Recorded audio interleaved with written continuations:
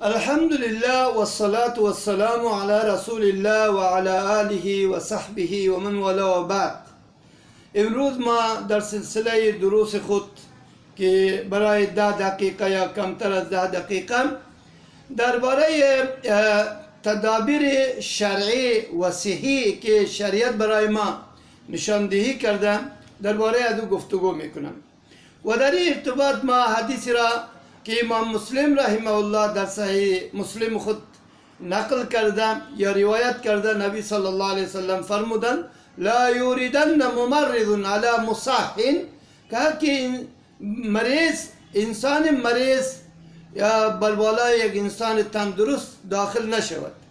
اذا سمعتم بالطاعون بارض فلا تدخلوها، وقتی که برای شما معلوم شود در یک زمینی در اونجا طاعون نازل شده یا اینکه پیدا شده در اونجا داخل نشوید. وقتی که در یک زمین شما موجود هستین یا در منطقه شما موجود هستین در اونجا اگر یه طاعون می آید شما فرار کرده از اون منطقه بیرون نشوید. فلا تخرجوا منها، از اونجا بیرون نشوید. و این حدیث امام مسلم رحمه الله در صحیح مسلم خود حدیث نمبر 2221 ذکر کردن. ما امروز میدانیم که هر او چیزی که برای ما میرسد از مصیبت ها در پشت سر مصیبت یا در ورای ازی فبما کسبت ایدینا، ضرور مصیبت در ورای مصیبت کسب دست ما موجود است. یعنی سبب اصلی و سبب رئیسی همین مصیبت ما خود ما هستیم. اگرچه مصیبت برایش اسباب زیادی است، مثلا مصیبت میاد یا مصیبت سببش ویروس است یا سبب از دیگر چیزهایی است که اذیت‌های دیگری است، لیکن در پشت سبب که ما میبینیم او چیست؟ و عصیان الله سبحانه و تعالی و نافرمانی پروردگار متعال در تعقیب یا در ورای یا در پشت سر این مصیبت کارفرما است که ما نافرمانی پروردگار متعال میکنیم. از خاطر مصیبت بر بالای ما میآید. از خاطر در حدیث میاد نبی صلی الله علیه وسلم فرمودند لم تظهر الفاحشه فی قوم قط حتی یعلنوا بها. یک فاحشه و بی‌حیایی و ابتذال در یک قوم ظاهر نمی شود که جهران اونها کار میکنن الا فشا فیهم الطاعون، مگر در مابین و قوم بی‌حیا طاعون ضرور می آید. باید ما پیش از اینکه درباره از تحقیق بکنیم که طاعون یا اینکه یه ویروس کرونا امروز دامنگیر همه خصوصا ما افغانیان که مردم های بے بضاعت و بے سر و سامان و بدون تیاری و بدون علم که بر بالای ما میآید. سببش چیست؟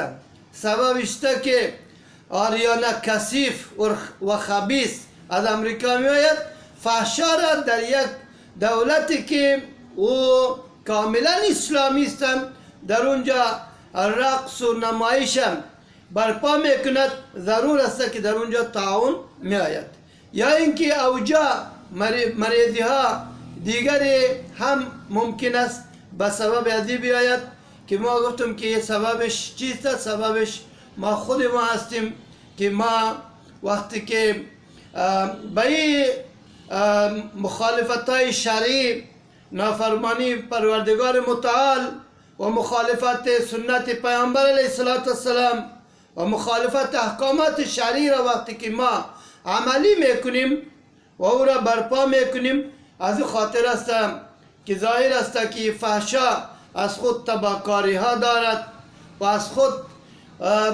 مصیبت هایی دارد که امروز ما او را روبرو هستیم.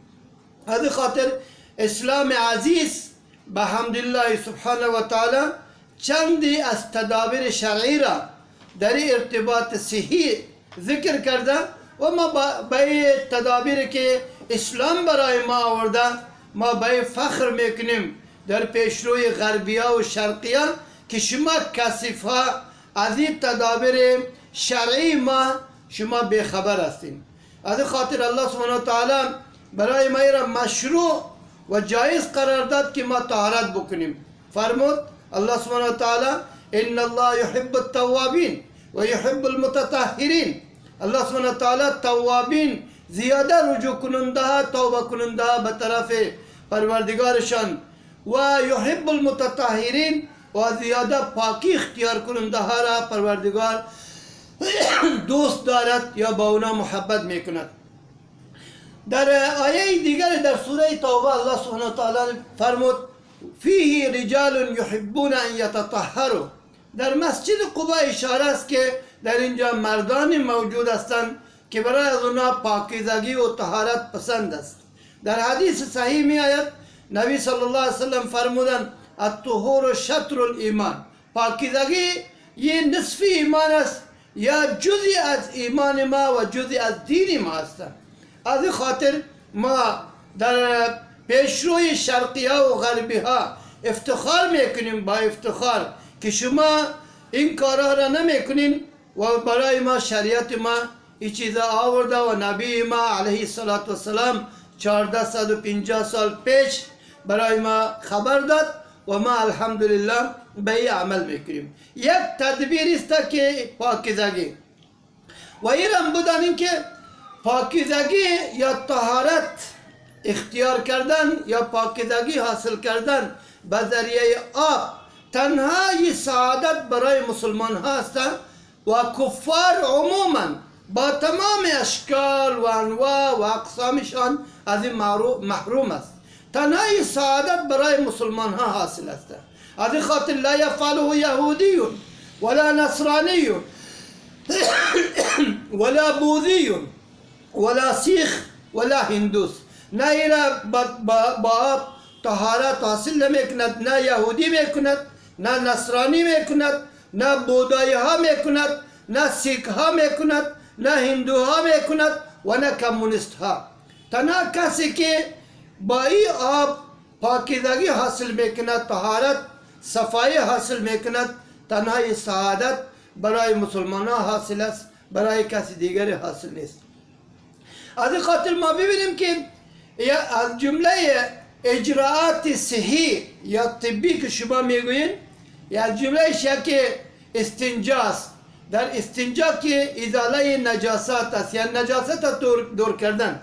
دیروز مردمایی که به استنجا در این حکم شرعی استهزا میکردن امروز اینا مشغول از هستند که هرچه زودتر استنجا بکنن و میدانن که استنجا نکردن سبب یه میکروب ها و سبب نجاست و از اینجا ویروس ها منتقل می شود به جاهای دیگری و انسان به انواع و اقسام مرض و بیماری ها مبتلا می کند.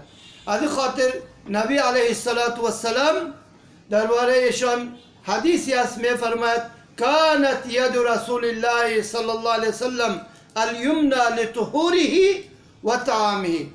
دست راست پیامبر گرامی اسلام علیه السلام برای چیزهای پاک و برای خوردنوششان استعمال میشد و کانت یده الیسرا لخلائه و دست چپ پیامبر علیه السلام برای قضای حاجتشان بود و ما کان من اذن یا استعمال میشد به او چیزایی که او تکلیف آور یا ناپاک بود به او چیزایی استعمال میکردن. از این خاطر یه نبی صلی الله علیه وسلم 1450 سال پیش برای ما خبر داد. امروز تا امروز کمونیستا، هندوها، یهودی ها، نصرانی ها، سیک ها و غیره و غیره به این حکم شرعی و به این سیرت پیامبر علیه السلام استهزا میکردن. امروز همگی از اینها متوجه در این جانب هستند که چطور استنجا بکنن یا چطور پاکیزگی حاصل بکنن. از الله متعال امید است که حرفای ما که قابل قبول شما باشد و از الله متعال سوال میکنیم که همه ما شما را در حفظ و امان خود حفاظت خود نگاه بکند و این مصیبت جهانی یا مصیبت ویروس کرونا را از ما دور بکند. اللهم ارفع عنا هذا الوباء والبلاء عن عبادك وبلادك برحمتك يا ارحم الراحمين. وصلى الله تعالى على محمد وعلى آله وصحبه أجمعين.